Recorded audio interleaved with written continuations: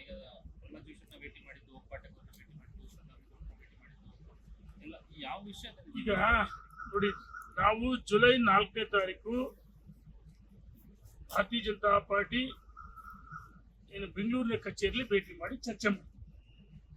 ಅದಾದ ನಂತರ ನಮಗೆ ಮಾರ್ಗದರ್ಶನ ಮಾಡಿದ್ವಿ.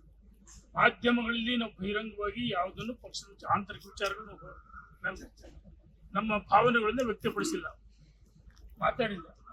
ನಮ್ಮ ದಾವಣಗೆರೆ ಜಿಲ್ಲೆಯ ಭದ್ರಾ ಬಲದಂಡೆ ರೈತರ ಜೀವನಾಡಿ, ನಮ್ಮ ನೀರು ನಮ್ಮ ಹಕ್ಕು ಕಳೆದ 1 ತಿಂಗಳಿಂದ ಸತತವಾಗಿ ದಾವಣಗೆರೆ ಜಿಲ್ಲೆ ನಮ್ಮ ರೈತರಿಗೆ ಅನ್ಯಾಯ ಆಗುತ್ತೆ ಅಂತೇಳಿ ಬಲದಂಡೆ ನಾಲೆಯನ್ನು ಸೀಳಿದ್ರು.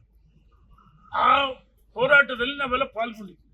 ನಮ್ಮ ರೈತರಿಗೆ, ನಮ್ಮ ರೈತರ ಜೀವನಾಡಿ ಉಸಿರು ನ್ಯಾಯ ಕೊಡ್ತಕ್ಕಂಥ ಕೆಲಸವನ್ನ ಕಳೆದ 1 ತಿಂಗಳಿಂದ ನಿರಂತರವಾಗಿ ಹೋರಾಟ ಮಾಡ್ತಾ ಇದ್ವಿ. ಇದ್ರ ಮಧ್ಯೆ ಅನಗತ್ಯವಾಗಿ ಕೆಲವು ವಿಷಯಗಳನ್ನ ಪ್ರಸ್ತಾಪ ಮಾಡಿ ನಾವು ಮಾಧ್ಯಮದಲ್ಲಿ ಎಲ್ಲಿ ಮಾತಾಡಿಲ್ಲ. ಅದಾದ್ಮೇಲೆ ಯಾರ್ಯಾರು ಏನ್ ಮಾತಾಡಿದ್ರು ಮಾಧ್ಯಮ ಸ್ನೇಹಿತರಿಗೆ ಗೊತ್ತಿದೆ. ಆ ವಿಷಯಗಳನ್ನ ಮನವರಿಕೆ ಮಾಡಿಕೊಡ್ಬೇಕು ಹೇಳಿದ್ರು. ಏನೇ ಇದ್ರು ಮಾಧ್ಯಮದಿಂದ ಮಾತಾಡಬಾರ್ದು, ನೇರ ಬಂದು ಚರ್ಚೆ ಮಾಡಬಹುದು ಅಂತ ಹೇಳಿದ್ರು. ಅದೇ ರೀತಿ ಚರ್ಚೆಯನ್ನು ಮಾಡಿದ್ವಿ, ಸದಾನಂದಗೊಳಿಸಿದ್ವಿ. ಇನ್ನೇ ದಿವಸ ಪ್ರಹ್ಲಾದ್ ಜೋಶಿ ಜೊತೆ ಚರ್ಚೆ ಮಾಡಿದ್ವಿ. ನಾವು ಭಾರತೀಯ ಜನತಾ ಪಾರ್ಟಿಯ ಕಟ್ಟಾಣಗಳು, ಕಾರ್ಯಕರ್ತರು. ಪಕ್ಷ ಅಧಿಕಾರಕ್ಕೆ ಬರಬೇಕು, ಕಾರ್ಯಕರ್ತರಿಗೆ ಅವಕಾಶ ಕೊಡಬೇಕು. ಮತ್ತು ಇಡೀ ರಾಜ್ಯದಲ್ಲಿ ಇವತ್ತು ಕಾಂಗ್ರೆಸ್ ವೈಫಲ್ಯ ನೋಡಿ, ಬ್ರಹ್ಮಾಂಡ ಭ್ರಷ್ಟಾಚಾರ. ಇವತ್ತು ರಾಜ್ಯದ ಅಧ್ಯಕ್ಷರಾದ ವಿಜೇಂದ್ರ ಅವರ ಸಾರಥ್ಯದಲ್ಲಿ ಮೂಢಾಗರಣ, ವಿಧಾನಸಭೆ ಒಳಗೆ ಹೊರಗೆ ಹೋರಾಟ ಮಾಡಿ ಪಾದಯಾತ್ರೆ ಮಾಡಿ ಎಲ್ಲ ಮುಖಂಡರ ಜೊತೆ ಕೈ ಜೋಡಿಸಿದ್ರು. ಮತ್ತು ವಾಲ್ಮೀಕಿ ಹಗರಣ, ಮತ್ತು ಮನೆಗಳಲ್ಲಿ ಸ್ವತಃ ಹಿರಿಯ ಶಾಸಕರಂತ BR ಪಾಟೀಲ್ ಹೇಳಿದ್ರು. ಕಾಂಗ್ರೆಸ್ಸಿನ ಬಹುತೇಕ ಹಿರಿಯ ಶಾಸಕರು ಕಾಂಗ್ರೆಸ್ಸಿನ ಬ್ರಹ್ಮಾಂಡ ಭ್ರಷ್ಟಾಚಾರದ ಬಗ್ಗೆ ಮಾತಾಡಿರು. ಇವತ್ತು ಕಾಂಗ್ರೆಸ್ ವಿರುದ್ಧವಾಗಿ ನಮ್ಮ ಹೋರಾಟವನ್ನ ಮಾಡುವುದಕ್ಕೆ ನಾವು ಸಂಕಲ್ಪ ಮಾಡಿಸಿದ್ವಿ. ಕಾಂಗ್ರೆಸ್ ಡೀಟೇಲ್ ಆಗಿ ಹೇಳ್ತಾ ಇದ್ದೀರಾ, ಸಭೆಯ ಅಜೆಂಡಾ ಕರೆಕ್ಟ್ ಆಗಿ ಇರ್ತಾ ಇಲ್ಲ. ನೀವು ನೋಡಿ, ಕ್ಲಿಯರ್ ಕಟ್ ಅಜೆಂಡಾ ಏನು? ಬೆಂಗಳೂರಲ್ಲಿ ನಾಯಕರನ್ನ ಭೇಟಿ ಮಾಡ್ತಿರೋದು. ಈಗ ಸದಾನಂದ ಭೇಟಿ ಮಾಡಿದ್ವಿ, ಅಶೋಕ್ ಅವ್ರನ್ನ ಭೇಟಿಗೆ ಸಮಯ ಕೇಳಿರುವಂತದ್ದು, ಡೆಲ್ಲಿಗೆ ಹೋಗಿ ಅಲ್ಲಿ ಅಶೋಕ್ ಸಮಯ ಕೇಳಿಲ್ಲ. ನಿನ್ನೆ ದಿವಸ ಕೇಂದ್ರದ ಸಚಿವರುಗಳು, ಶಿಸ್ತು ಸಮಿತಿ ಅಧ್ಯಕ್ಷರು, ಇಂದು ನಮ್ಮ ಸದಾನಂದ ಗೌಡರನ್ನು ಭೇಟಿ ಮಾಡ್ತೀವಿ. ನೋಡೋಣ, ಇನ್ನೂ ಅವಕಾಶಗಳು ಸಿಕ್ಕೆ.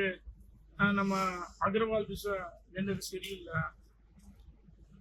ಮುಂದಿನ ದಿನಮಾನಗಳಲ್ಲಿ ನಮ್ಮ ರಾಷ್ಟ್ರೀಯ ನಾಯಕರು ಭೇಟಿ ಮಾಡಿ ಏನು ವಿಷಯವನ್ನು ತಲುಪಿಸಬೇಕು. ನಾವು ಅನಗತ್ಯವಾಗಿ ಮಾಧ್ಯಮಕ್ಕೆ ಮಾತಾಡಲ್ಲ. ಯಾರು ಗೊಂದಲಗಳನ್ನು ಸೃಷ್ಟಿ ಮಾಡ್ತಾರೆ ಅದನ್ನು ಗಮನದ ಸೆಳೆತಕ್ಕಂಥ ಕೆಲಸ ನಾವು ಮಾಡಿದ್ವಿ. ಧನ್ಯವಾದ ಸರ್. ಪಕ್ಷದ ಚೌಕಟ್ಟಿನಲ್ಲಿ ಶಿಸ್ತನ್ನ ಮೀರಿ ಹೋದವರ ವಿರುದ್ಧ ಉಚ್ಚಾಟನೆ ಮಾಡಬೇಕು ಅನ್ನೋ ಆಗ್ರಹ ಜಾತಿ ಕೇಳಿ ಬರ್ತಾ ಇದೆ. ಒಂದು ಬಣದಲ್ಲಿ ಒಂದಷ್ಟು ಜನ ಆಗಿದೆ, ಇನ್ನೊಂದು ಬಣದಿಂದ ಯಾಕೆ ಮಾಡ್ತಿಲ್ಲ ಅನ್ನುವಂತ ಒತ್ತಾಯ ಇದೆ. ಸದಾನಂದ ಗೌಡ್ರು ಹೇಳಿದ್ರು, ನಿಮಗೂ ಕೂಡ ನೋಟಿಸ್ ಕೊಡಬೇಕು ಅಂತ. ಆಯ್ತಣ್ಣ, ನನಗೂ ನೋಟಿಸ್ ಬಂತು, ಒಪ್ಕೊಳ್ತೀನಿ, ಇಲ್ಲ ಅಂತ ಹೇಳಿಲ್ಲ. ನೋಟಿಸ್ ಬಂದ ನಂತರ ನಾನು ಯಾವ್ಯಾವ ಸಂದರ್ಭದಲ್ಲಿ ರಾಜ್ಯದ ಅಧ್ಯಕ್ಷರು ಯಡಿಯೂರಪ್ಪನ ವಿರುದ್ಧ ಮಾತಾಡಿದಾಗ ಮಾತ್ರ ಮಾತಾಡಿಲ್ಲ, ಪಕ್ಷ ವಿರುದ್ಧ ಮಾತಾಡಿಲ್ಲ. ರಾಜ್ಯದ ಅಧ್ಯಕ್ಷ ನೇಮಕ ಮಾಡಿದ್ದು ರಾಷ್ಟ್ರೀಯ ನಾಯಕ, ಅಂತಹ ಸಂದರ್ಭದಲ್ಲಿ ಮಾತಾಡಿದ ಅನಗತ್ಯವಾಗಿ ನಾನು ವಿವಾದಗಳನ್ನು ನನ್ನ ಮೈ ಮೇಲೆ ಹೇಳ್ಕೊಂಡಿಲ್ಲ.